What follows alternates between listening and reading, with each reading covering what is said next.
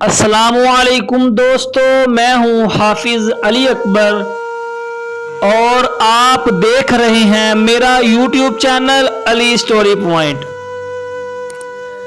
दोस्तों, आज कुछ तस्वीरें देखकर मुझे हजरत सुलेमान अलैहिस्सलाम का एक वाक़या याद आ गया।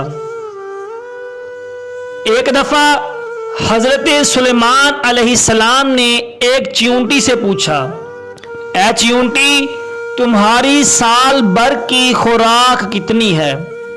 चींटी ने कहा, मेरी साल भर की खुराक सिर्फ चावल के 2 दाने हैं।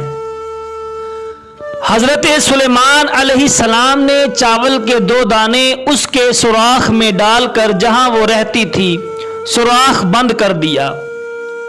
1 साल बाद सुराख खोलकर देखा तो चावल का 1 दाना बाकी था।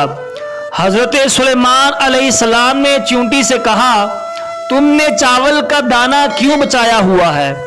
तो चींटी ने कहा, पहले बात खुदा की थी, अगर मैं 2 दाने खा भी लेती तो वो और दे देता, लेकिन इस बार मेरा रिज़्क इंसान के हाथ में था, इसलिए चावल का 1 दाना बचा कर रखा कि पता नहीं फिर मिले या ना मिले। आज के गरीब के दिल से जरूर ये आह निकलती होगी कि हमारी रोटी हमें ही दे दे ऐ खुदा, तेरे बंदे बहुत जलील करते हैं।